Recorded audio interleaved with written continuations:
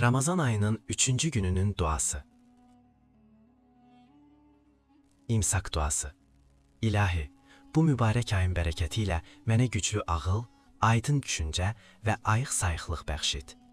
Qəlbimi nurunla işıqlandır, niyyətimi saflaşdır və məni hər addımda doğru yola yönəlt.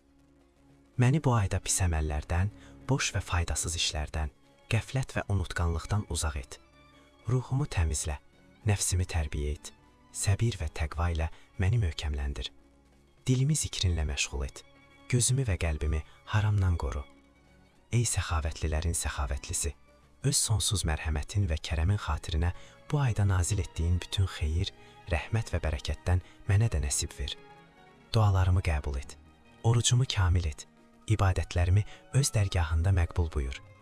Məni bağışla, məni doğru yoldan ayırma və bu ayı mənim üçün həm dünya, həm də axirət saadətinə vəsilə et. Amin. İftar duası. İlahi, səndən ötürü oruc tutdum və sənin verdiyin ruzi ilə iftarımı açıram və sənə təvəkkül edirəm. Orucumu qəbul et, bağışlayan və mehriban Allahın adı ilə. Ey hüdudsuz bağışlama sahibi, mənim günahlarımı bağışla.